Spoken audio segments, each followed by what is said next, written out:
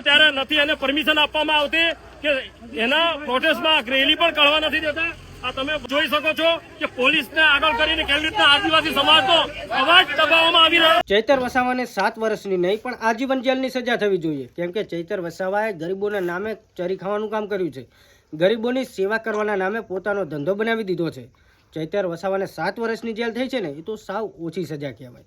અત્યારે ચૈતર વસાવાને 7 વર્ષની સજા તેમની પત્નીને અને બીજા 7 લોકોને એટલે કે 9 લોકોને 7 વર્ષની સજા ફટકારવામાં આવી છે।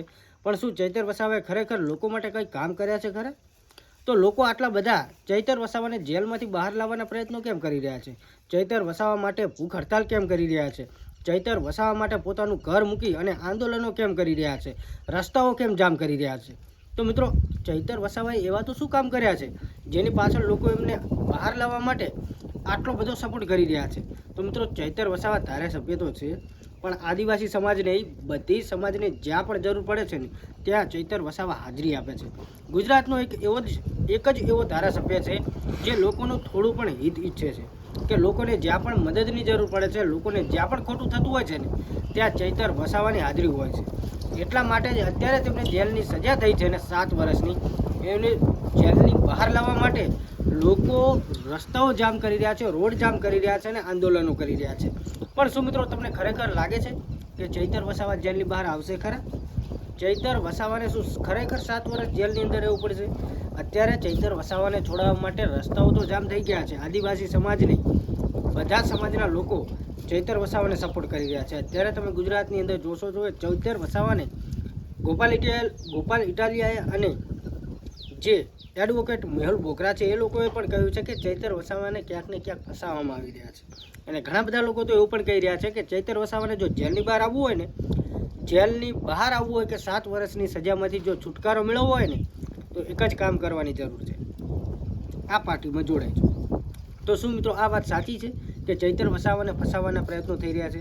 અને ચૈતર વસાવાએ જે ફક્ત લાફો માર્યો એની 7 વર્ષની જેલની સજા, તો અત્યારે એવા આપણા ગુજરાતની અંદર, ભારતની અંદર ઘણા બધા કેસો પેન્ડિંગ પડ્યા છે, એમાં કેમ તાત્કાલિક સુનાવણી થતી નથી?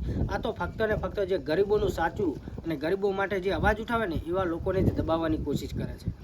ગરીબોનું અત્યાર સુધી તો કોઈ વિચારતું નહોતું, પણ એક માણસ આવ્યો જે ભગવાન બનીને ગરીબો માટે આગળ અવાજ ઉઠાવ્યો, તો એ માણસને પણ દબાવવાની કોશિશ કરી છે। તો અત્યારે લોકોને જાગવાની જરૂર છે। તમારા માટે જે માણસ લડ્યો હતો ને તમારા માટે જે મેદાનમાં આવ્યો હતો ને તમારા માટે જ 7 વર્ષની જેલની સજા ભોગવવા જઈ રહ્યો છે, તો આવા માણસ માટે જો તમે આગળ ન આવી શકો ને તો કોઈ કામના માણસ નથી તમે। કેમ કે તમારા માટે જે 7 વર્ષની જેલ પોતાની પત્ની સાથે જો જઈ શકતો હોય તો તમે ફક્ત ચૈતર વસાવા માટે આગળ ન આવી શકો? અત્યારે ઘણા બધા લોકો ચૈતર વસાવાને બહાર લાવવાના પ્રયત્નો કરી રહ્યા છે। અને વાત કરીએ કે ગોપાલ ઇટાલિયા ધારાસભ્ય છે અને એક પેશેથી વકીલ પણ છે, તો શું ગોપાલ ઇટાલિયા ચૈતર વસાવા માટે કેસ ન લડી શકે? ઘણા બધા લોકોનું આવું કહેવું છે, પણ એ પણ થવાનું છે। ચૈતર વસાવા જેલની બહાર આવવાના છે અને આવશે જ, કેમ કે લોકોની એકતા છે, એકતા આગળ ગમે એ લોકો હાર માને છે। તો તમે લોકો શું કહેવા માગો છો કમેન્ટ કરવાનું ભૂલતા નહીં। બાકી જો અત્યારે ચૈતર વસાવાના સપોર્ટમાં તમે લોકો હોય ને તો આ વિડીયોને લાઇક કરી 3 મિત્રોને શેર કરો। જો તમે ન બોલી શકતા હોય તો બોલે એને આગળ વધારો। જો તમે વિડીયો બનાવી ન શકો તો આ વિડીયોની અંદર તમે ચૈતર વસાવા માટે સપોર્ટ કરતા હોય ને તો ચૈતર વસાવા માટે એક કમેન્ટ તો કરી શકો છો ને। જો ચૈતર વસાવા બહાર આવશે તો ગરીબોના હક માટે પાછા આગળ આવશે।